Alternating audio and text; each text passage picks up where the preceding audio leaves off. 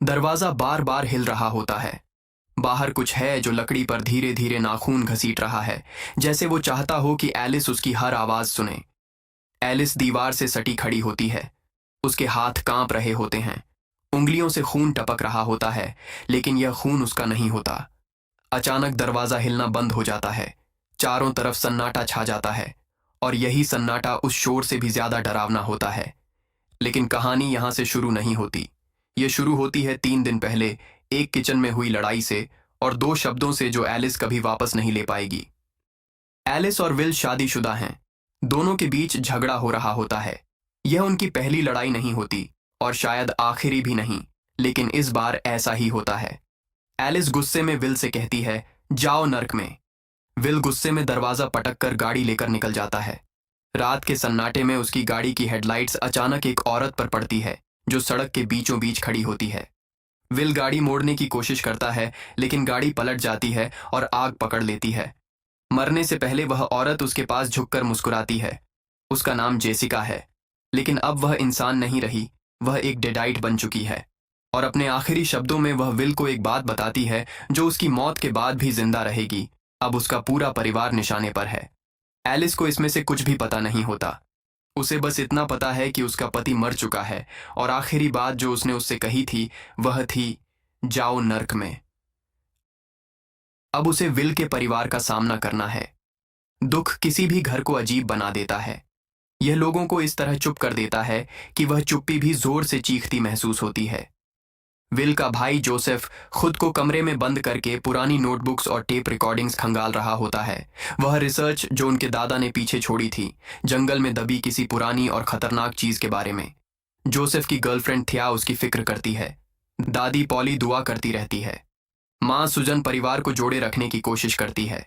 और विल के पिता एडगर सबसे ज्यादा टूटे हुए नजर आते हैं। सब अंतिम संस्कार के लिए इकट्ठा होते हैं। यहीं इस दुख की कहानी खत्म हो जानी चाहिए थी, लेकिन असल कहानी यहीं से शुरू होती है, क्योंकि इस परिवार में दुख एक खुला दरवाजा है, और कुछ पहले से ही उस दरवाजे से अंदर आ रहा होता है। अंतिम संस्कार के दौरान एडगर बदलने लगता है। शुरुआत छोटी सी होती है, एक नजर जो जरूरत से ज्यादा देर टिकी रहती है, एक मुस्कान जो आंखों तक नहीं पहुंचती। फिर यह छोटी नहीं रहती। घर का कुत्ता सबसे पहले इस बदलाव को भांप लेता है, और सबसे पहले उसी की जान जाती है। इसके बाद थिया की बारी आती है। एडगर उस पर हमला कर देता है, इससे पहले कि किसी को कुछ समझ आए, और जब तक समझ आता है तब तक बहुत देर हो चुकी होती है। वह घर के अंदर गायब हो जाता है, पीछे छोड़ जाता है सिर्फ चीख पुकार और फर्श पर बिखरा खून।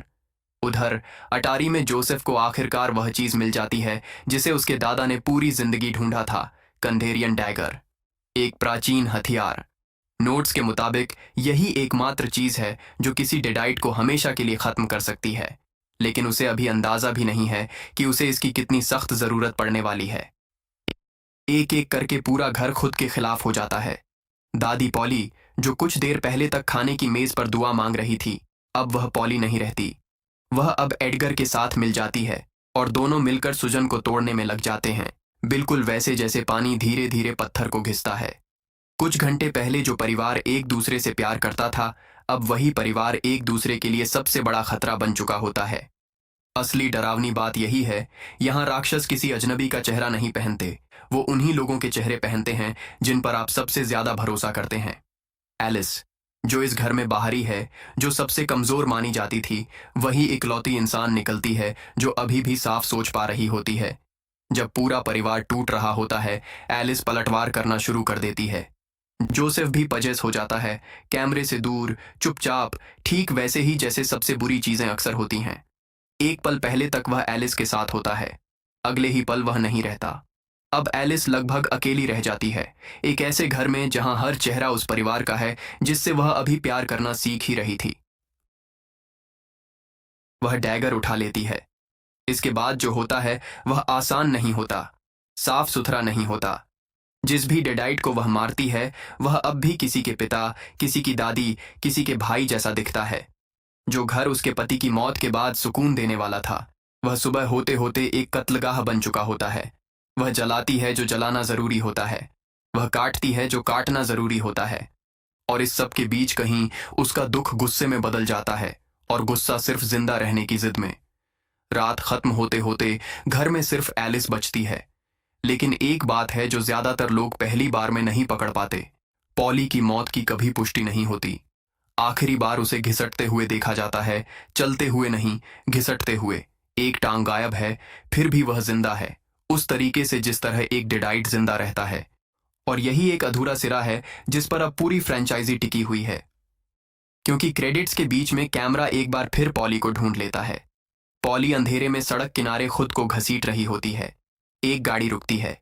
ड्राइवर बाहर निकलकर उसकी मदद करने आता है, बिल्कुल वैसे ही जैसे कोई भी भला इंसान सड़क किनारे पड़ी एक जख्मी बुजुर्ग औरत को देखकर करता। वह उसके पास झुकता है और यही उसकी जिंदगी की आखिरी गलती साबित होती है। उसका हाथ अचानक आगे बढ़ता है, मदद के लिए नहीं, उसे पकड़ने के लिए। स्क्रीन ब्लैक हो जाती है इससे पहले कि हम देख पाएं आगे क्या होता है। लेकिन हमें देखने की जरूरत भी नहीं, हम पहले से ही जानते हैं।